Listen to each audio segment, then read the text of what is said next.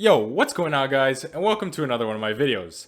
For today's video, if you didn't already know, we are going to be covering the topic of how to maximize muscle gain in the gym. Now before we get started with the topic of the video, I'd like to mention that if you guys like these type of videos and would like to see more in the future, or even if you just want to support the boy and get as much of this information out there to as many people as possible, just don't forget to leave a like, comment some feedback, whether it be good or bad, subscribe, watch the video as much as possible, and share to anyone you think might also like this video. So now that we're done with that, getting right into the video topic. So for this video, I thought first I'd list the 3 general principles that affect muscle growth the most, and then get deeper by breaking down each principle in question. So firstly, one of the main components for driving muscle growth in the gym is training. So basically, implying an actual stimulus to the muscle in order to trigger for growth. Secondly, there's diet. So feeding your body the proper nutrients to ensure that your body builds muscle to the best of its ability. And lastly is recovery.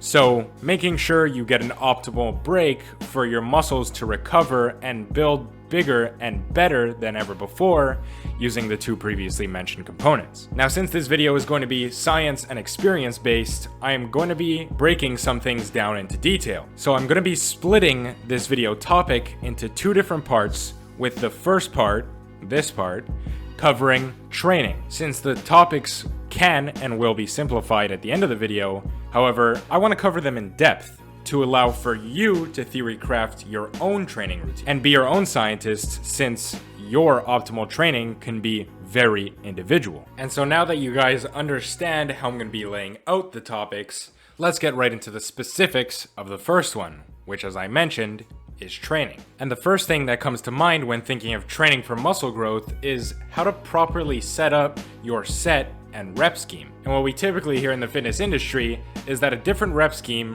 yields different muscular growth, strength, hypertrophy, and endurance. And most infographics seem to think that strength is generally gained from a heavy load 1 to 5 rep scheme, and you typically yield more hypertrophy from a medium load, more medium 6 to 12 rep scheme, with some infographics showing the hypertrophy range go from 6 to 15 reps. And finally, endurance, a low load 15 to 20 rep scheme. And while this infographic is generally a good guideline for the average lifter, I personally think it's too simplistic for those who are trying to optimize their program for a multi-purpose focused program like strength and hypertrophy, or strength, hypertrophy, and endurance. And when you actually read through the scientific literature, you find that all the rep schemes in this infographic actually lead to the same hypertrophic growth, so long as volume is equated and the sets actually go sufficiently near failure. Now, does this mean that the previously mentioned strength, hypertrophy, and endurance guidelines are wrong? Well, the short answer is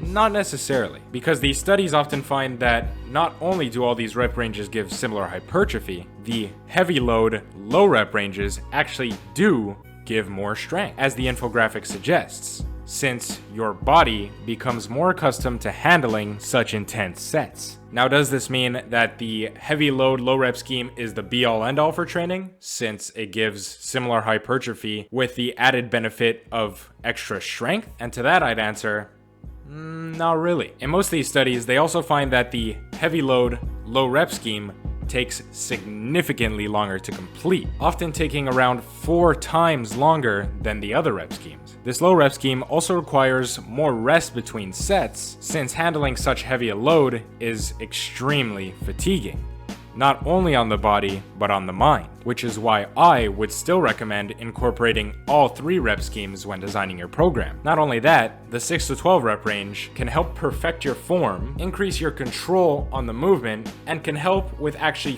feeling a mindful contraction in the muscle that you're trying to work. So given all this information, you might ask, what would I specifically recommend for different goals? And to that I'd say you should include all rep ranges in every program, with slight changes in the quantity of these different rep ranges depending on which specific goal, which will not only keep the program interesting, but it will also signal through muscle growth through different mechanisms. With the high load, low rep range sets primarily triggering for muscle growth through mechanical tension. Then the medium load, medium rep sets triggering for muscle growth through mechanical tension and metabolic stress. And lastly, for the low load, high rep sets triggering for muscle growth through metabolic stress. So the rest of your program is completely dependent on whether or not your goal is more focused on feeling the muscle and getting bigger without actually caring about the strength side of the equation, or if your goal is to get strong while also getting huge,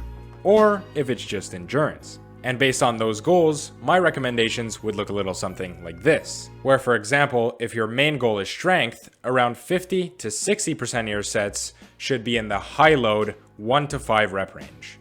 Then around 30% should be in the medium load 6 to 12 rep range. And finally, around 10 to 20% should be in the low load 12 to 20 rep range. And if your main goal is hypertrophy, it should be like this, or endurance should look like this. And so now the question would be where to allocate those set guidelines. And well, that answer is pretty obvious. I'd recommend using the strength focus rep range on movements you're trying to get stronger at, which in my case is the squat, bench, and deadlift. And whichever movements you're looking to get the most hypertrophy and mind-muscle connection for maybe something like posing is where I would allocate the medium load 6 to 15 rep range, which in my case is any accessory movement that primarily focuses on one muscle so that I can feel the strong contraction throughout the entire movement and know what that contraction feels like when posing. And lastly, the low load 15 to 20 rep sets should be allocated to whichever movements you wouldn't get too bored doing a large sum of reps with, or whichever movements you want to build your endurance on, which in my case usually falls on something like dumbbell shrugs or some form of deltoid raise, since my gym typically doesn't have heavy enough weights for the former, and unless I use this rep scheme, I never really feel a proper contraction in my delts for the latter. And with all that, we're done with the set and rep scheme, which means we're moving on to workout frequency. And luckily, frequency and the next few topics are actually pretty simple. And my recommendations for frequency is to hit each muscle group at least 2 to 3 times per week. Given that the scientific literature finds that the more times you hit these muscle groups, the more spikes in muscle protein synthesis you'll have, which of course gives more opportunity for growth, as well as these types of frequencies allowing you to kind of spread your volume out throughout the week and get more quality volume per session rather than just being burnt out after a few workouts of hitting the same muscle group on one single day. And if we're talking about the frequency of hitting specific movements you want to get better at or grow the most from, like the squat, bench, and deadlift for, let's say, a competition, I'd also recommend practicing those movements 2 to 3 times per week. What the former means is that you should do splits that look more like an upper-lower split or a push-pull leg split, rather than doing something like a bro split in which you would only hit each muscle group 1 time a week. And what the latter means is that you should practice each movement on different days with different priorities or focuses on that movement throughout the week. For example, one day you bench with a strength focus, and then a few days later you bench with more of an explosive focus, and on your last bench day of the week you practice with more of a mindful contraction and form breakdown type of focus. However, I'd also recommend that you don't overdo the more fatiguing compound movements like the deadlift, which in my case, I only do a maximum of 2 times per week, since after every deadlift session, I feel like complete shit. And now, with frequency out of the way, let's cover weekly volume. Now, weekly volume recommendations can get tricky given that not all volume is the same, depending on how fatiguing the movement is, how close to failure you brought that movement, and how high the load is on that movement, as well as a multitude of other factors. So for this video, I'll be covering it pretty briefly, with time in mind. However, I do have a complete other video that explains how to maximize gains through utilizing topics like weekly volume and overtraining. So if you want to get into the specifics, I'd recommend you check out that video after this one. But for the moment, my very general guidelines on volume is that you hit 15 to 20 weekly sets per muscle group as a beginner. For intermediate lifters, I'd recommend somewhere around 20 to 25 weekly sets per muscle group. And for advanced lifters, I'd recommend anywhere from 20 to 30 sets per muscle group weekly. However, when nearing the end of that 20 to 30 spectrum, I'd recommend the higher end of it very sparingly, depending on who the client is, what their genetics are like, how well they are recovering, among a plethora of other factors, which comes to the end of my brief explanation on weekly volume. However, that should be a pretty decent general guideline. If ever you feel you're pushing too much sets and you're being overworked, simply take a deload week or reduce the volume. So now it's on to progressive overload. And for this one, it's relatively easy as well. So when creating a program, I generally recommend you include rep ranges. For example, 8 to 12 on a certain movement, or 3 to 6 on another. Now, these rep ranges should generally be within the guidelines that I previously mentioned for the strength, hypertrophy, and endurance. And the reason I recommend rep ranges rather than specific reps per each movement is that in order to ensure you're progressively overloading week to week, you should lift with a weight that pretty much brings you 1 to 2 reps away from failure on most movements in the earlier stages of the rep range. Then, week to week, you slowly increase those reps, generally staying around 1 to 2 reps away from failure. Then, once you hit the top end of that rep range, so in the case of 8 to 12, once you hit that 12th rep with the same weight that you started with, it's time to increase the weight to one that would bring you back down to that 8, and then work your way back to 12, and rinse and repeat. And this should be a relatively simple and effective guideline for progressive overload. And now that we're done with progressive overload, given that I've been mentioning that you should generally stay pretty close to failure, however, I haven't mentioned why, I figured failure should be our next topic. So this one, also pretty straightforward. If you want to maximize growth, you should generally always be near failure. Now, does this mean you should fail every set? No. Does this mean you should be 1 rep from failure on every single set? No.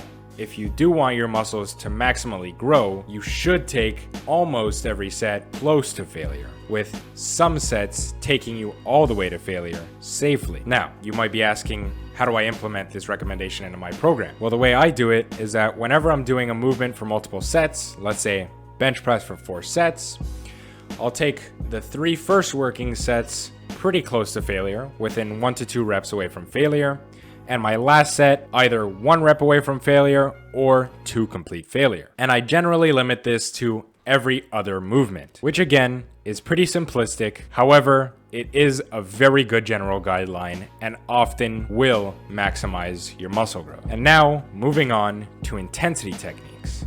Now, do you need to include intensity techniques in your program? Well, the short answer is no. You don't need to include intensity techniques. However, if you're looking to spice up your program, add a bit of fun, or maybe even bring a movement past failure since it works on a muscle group that is a bit lacking in your physique, then I would recommend things like supersets or drop sets in order to at least save time or take you past failure. However, I don't personally use them that much since I like to keep my training relatively simple. And when I do use them, it's usually just a superset to save time. And now that we're done with that, I'd like to also briefly mention that getting a full range of motion through every single one of your movements generally seems to benefit you more than half repping. Now, does this mean that there's no point to half repping? No. I would recommend half repping when it comes to something like getting through a sticking point in a movement. For example, if you feel